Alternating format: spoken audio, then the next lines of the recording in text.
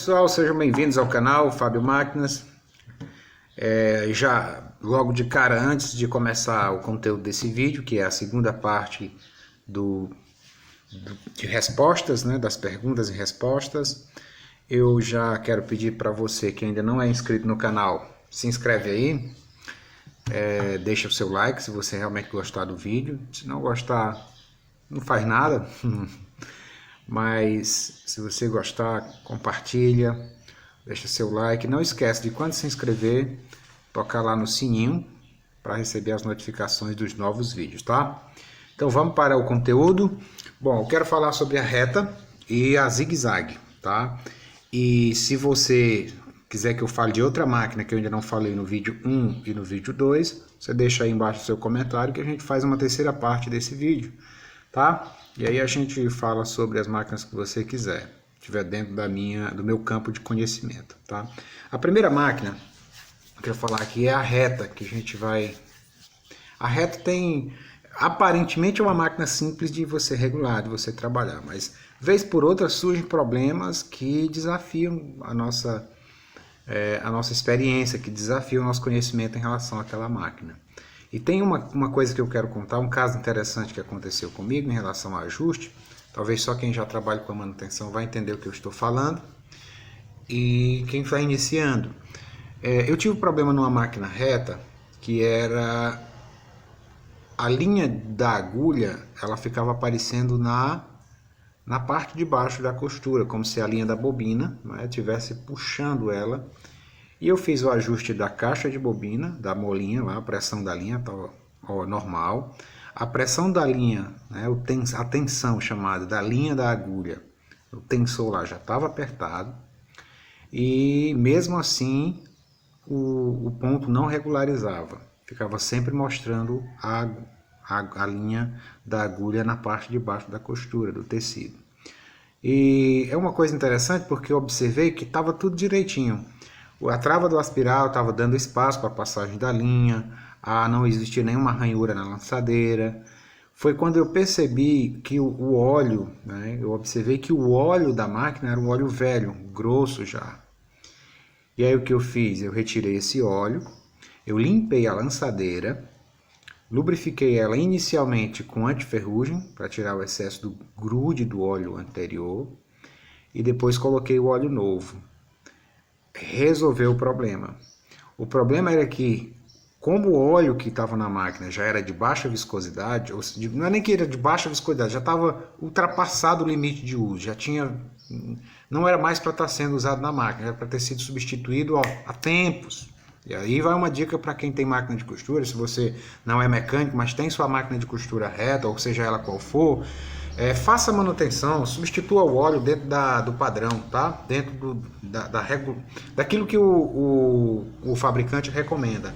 Se você não sabe aquilo que o fabricante recomenda, leia o manual, mas eu já vou adiantar para você. O primeiro óleo, você comprar uma máquina, o primeiro óleo que você usar na máquina, vem com ela já, que você compra a máquina nova, você só vai trocar com 3 meses de uso ou 250 horas de serviço. É o que recomenda o fabricante, tá? É sempre bom ouvir o que o fabricante recomenda sobre o seu produto, afinal ele que fez o produto.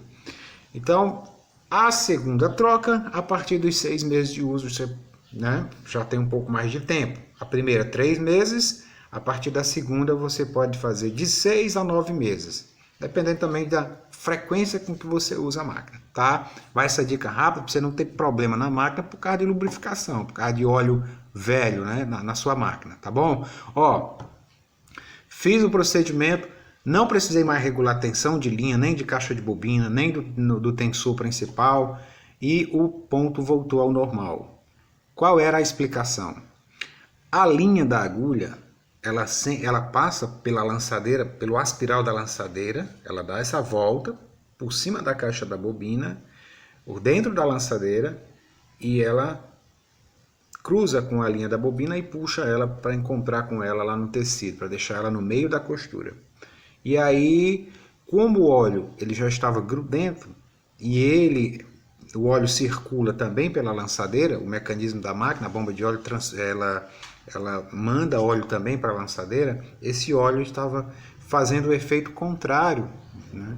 Ao invés de lubrificar, ele estava colando ali a peça. A linha passava e ficava grudada no óleo, passava com dificuldade, por isso, mesmo com a tensão adequada, a linha não voltava para o ponto correto, não formava o ponto corretamente, desculpa, tá?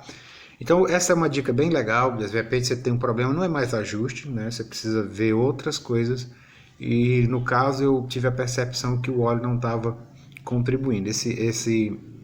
E aí eu já fiz a minha anotação a respeito desse problema. Sempre que você resolver um problema, é bom fazer uma anotação com um problema um pouco mais incomum, tá? Os principais problemas de máquina reta, na realidade, é os mesmos problemas das outras máquinas, né? É falha de ponto, quebra de linha. Principalmente falha de ponto e quebra de linha em tecidos que não são tecidos recomendados para costura reta, para máquina de costura reta, ponto fixo, que são pontos com elasticidade, muita elasticidade, alanca, microfibra, renda, uma série de tecidos que tem muita elasticidade. Não é o ideal para usar na máquina reta. Usa-se porque não tem algo melhor, não tem como fazer. Não, sempre existe um jeitinho. Você coloca ali o calcador um pouco mais próximo da agulha, o furo da chapa um pouco menor, e assim você vai conseguindo fazer a costura. Tanto é que em bordado se usa eu esqueci até o nome, mas é uma tela, usa um tipo de, não sei se é polipropileno, que chamam por aqui de TNT, justamente para não acontecer nenhum problema quando a agulha penetrar a chapa, o tecido, certo? Algumas pessoas, às vezes, o problema é só a agulha, troca de agulha, não troca a agulha, ou coloca uma agulha, a máquina reta está usando agulha cabo grosso, você compra uma agulha do cabo fino. Isso vai dar diferença, porque a agulha do cabo fino, como o próprio nome já diz, o cabo é mais fino. Se você inserir ele numa barra de agulha do cabo grosso, você vai ter uma diferençazinha até o parafuso encostar a agulha na superfície do furo da barra. E aí você pode ter problema com formação de ponto ou quebra de linha, tá? Então, basicamente são essas coisas. Tem outras coisas, mas é um pouco mais avançado para mecânicos mesmo, como o ajuste do transporte, mais adiantado, mais atrasado ou normal. Isso é possível através do excêntrico, que fica lá no eixo da máquina. A outra questão é a lubrificação.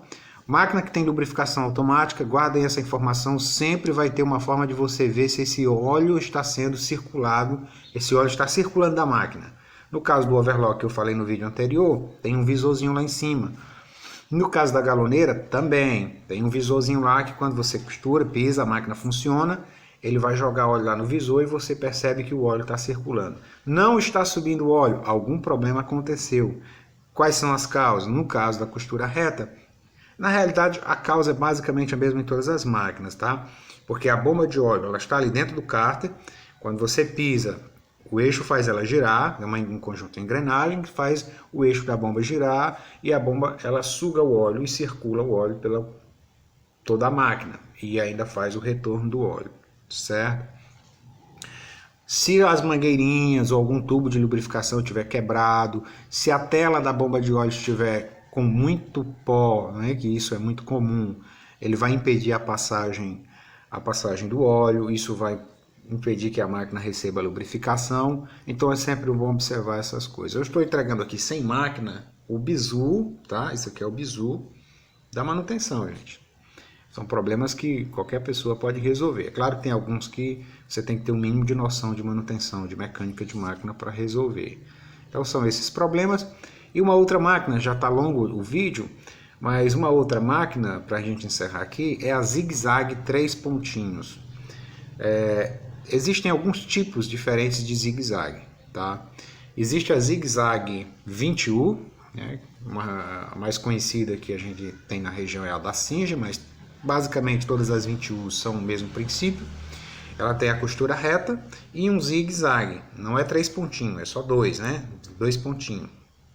E tem a 3 pontinhos semi-industrial também, que ela é um tipo de 20U, e ela faz as 3 pontadinhas, serve muito para rebater pala de sutiã, uma série de calcinha, uma série de produtos podem ser feitos nessa máquina. E tem a Zig-Zag industrial 2 e 3 pontinhos, que é sempre cópia do modelo Juki, ou o próprio modelo Juki, que é 2280, 2284, então são uma série de máquinas, de modelos. Basicamente, as mudanças são bem poucas de uma para outra. A principal mudança está no modelo 2284, 2280 da Juki e a 457 da Singer. Por quê? Porque o modelo da Juki, ela dá duas opções. Ou você pode fazer só o ZIG, 2 pontos, e ela tem uma opção, uma alavanca, que você muda para fazer 3 pontos, certo? 3 pontadinhas. No caso da 457, não. Você ou tem só a costura reta, ou só os 3 pontinhos, tá? Se você falar de zigue-zague eletrônica, aí as possibilidades são bem maiores, tá? Tem mais pontos, mais modelos de ponto decorativo para outros tipos de costura, porque o controle da barra de agulha não é feita pelo kame propriamente dito, mas por um sistema de motores, tá? E aí as possibilidades são bem maiores. Já essas mecânicas, elas são pré-definidas, elas só fazem ou no caso da 2280, a costura reta, 2 pontinhos e 3 pontinhos. No caso da 457, que é o modelo da Singer, é a costura de reta ou a 3 pontinhos. Beleza? Quais são os principais problemas? A máquina zigue-zague 457 e 2280, elas são máquinas de alta velocidade. Portanto, máquina de alta velocidade, a facilidade com que a linha quebra é maior, principalmente se a linha não for de boa qualidade. A maioria dessas máquinas trabalham, quando elas trabalham dentro de uma certa velocidade considerada como alta, elas trabalham com linha mista, que é uma linha com composição dupla. Mista já diz tudo. Existe uma porcentagem de algodão, uma porcentagem de poliéster, e essa junção a porcentagem de cada uma, ela torna essa linha um pouco mais resistente, dá um pouco mais de qualidade para a linha. Ela é muito usada nessas máquinas de travete e de 457 e também, né, na máquina de pés-ponto, na pés-pontadeira, quando trabalha com bojo de sutiã. E ela tem um sistema que também favorece a quebra. Ela tem um sistema de estica-fio rotativo, que é aqui do lado, no frontal da máquina, e ele fica girando e ali a linha vai sendo, fazendo todos os movimentos necessários para a formação do ponto. Ela vai, desce, sobe, desce ali no estica-fio. E uma vez por outra engancha a linha ou quebra. O principal problema da 457 é quebra de linha ou uma falha de ponto, dependendo do tipo de tecido a ser operado, a ser costurado, aliás. Tá? Uma solução para o problema é essa questão de usar uma linha mista, uma linha de melhor qualidade, e sempre trabalhar o ajuste mais fino da máquina, que aí já é uma parte mais aprofundada da mecânica, tá? Mas pelo menos tem essas duas dicas. E uma terceira dica importante para trabalhar com 457 é manter todas as partes em que a linha desliza sempre bem polidas, ok? Ela passa, tem todos os passafios, aquilo deve estar o mais polido possível, os passafios da 457, e o tensor também pode causar problema, ele é rotativo, a linha dá uma volta no tensor, diferente um pouquinho da 21, a linha dá uma volta no tensor, para depois passar pelos outros passafios até chegar na agulha. Então já teve problemas que eu resolvi a quebra de linha somente trocando aquele tensor principal, porque ele estava prendendo a linha. Ele dá uma volta e acabou que o pratinho rompeu e a linha ficava presa dentro, e troquei o pratinho, resolveu o problema. Ok? Então, gente, por hoje é só. Se você quer que eu fale de uma outra máquina, deixa aí no comentário qual máquina que você quer que eu fale, e a gente vê se dá para fazer uma terceira parte desse vídeo. Por hoje é só. Espero que vocês tenham gostado desse conteúdo, dessa série de vídeos, 2 vídeos até agora com esse. Caso haja a demanda, a gente faz um terceiro vídeo, tá? Mas espero que tenham gostado. Compartilhe o vídeo se você realmente tiver gostado com alguém que você sabe que vai ser útil esse vídeo. E Deus abençoe. Até os próximos vídeos.